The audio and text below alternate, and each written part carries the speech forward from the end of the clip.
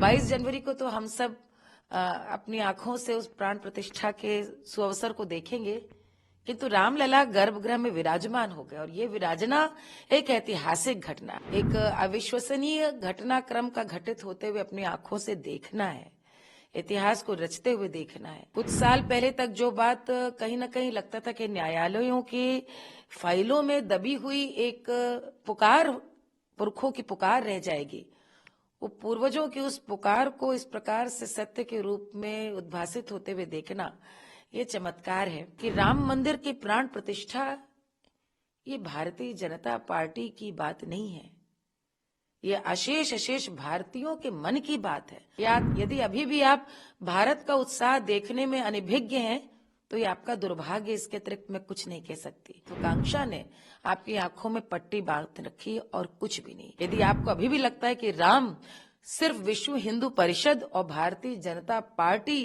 के लिए एक मुद्दा है, तो आप बहुत बड़े भ्रम में जी रहे हैं। राम भारत की संस्कृति है, राम भारत का लोक है, भारत की आत्मा है, और भारत की आत्मा आज अपने ही मूल स्थान अयोध्या में प्रतिष्ठित होने वाली है।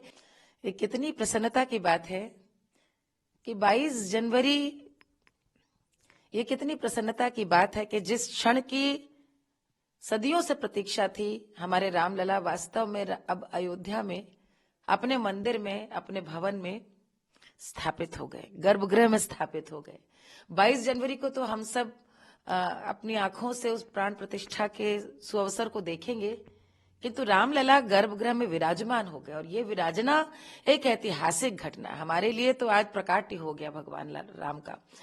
ये बहुत बहुत युगांतकारी घटना है। ये एक अविश्वसनीय घटनाक्रम का घटित होते हुए अपनी आंखों से देखना है, इतिहास को रचते हुए देखना है। कुछ साल पहले तक जो बात कहीं न कहीं लगता था कि न्यायालयों की फाइलों में दबी हुई एक पुकार, पुरखों की पुकार रह जाएगी, वो पूर्वजों की उस पुकार को इस प्रकार से सत्य के रूप में उद्भासित होते हुए देखना, ये चमत्कार है।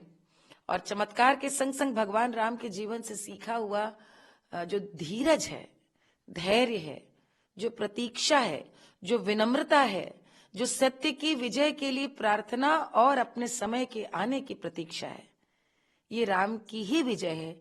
भगवान राम के जीवन से सीखा हुआ धैर्य जो हमारे पूर्वजों ने इतने सालों तक रखा, और बहुत बहुत ऐतिहासिक सुंदर दिन है। मुझे लगता है कि राजनीति एक बात है, आस्था और भारत की संस्कृति, उसकी प्रतिष्ठा एक बात है।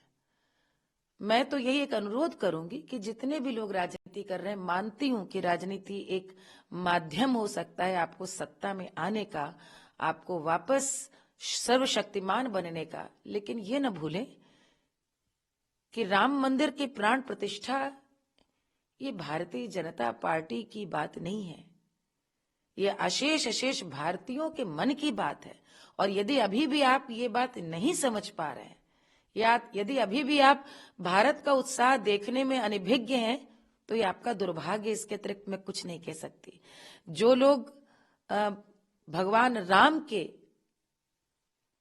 550 वर्ष के अपने पूर्वजों के संघर्ष के प्रतिफल के रूप में आज इस महान दिन को, आप उसके इतिहास को, आप उसके सत्य को, आप उसके महत्व को यदि नहीं समझ पा रहे, तो सिवाय यही कह सकती हूँ कि महत्वाकांक्षा ने आपकी आंखों में पट्टी बांध रखी और कुछ भी नहीं।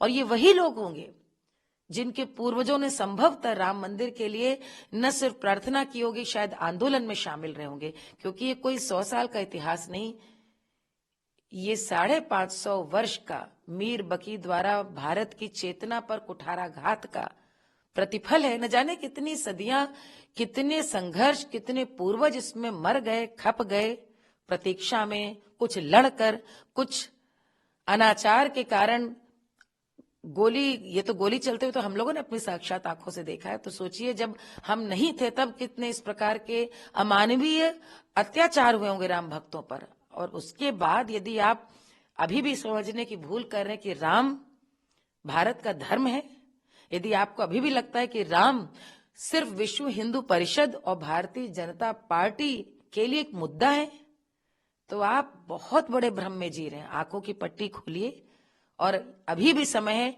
ये समझिए कि राम भारत की चेतना है, राम भारत की संस्कृति है, राम भारत का लोक है, भारत की आत्मा है। और भारत की आत्मा आज अपने ही मूल स्थान अयोध्या में प्रतिष्ठित होने वाली है। ये आने वाली पीढ़ी के लिए कितने बड़े आत्मसम्मान, आत्मगौरव की बात है।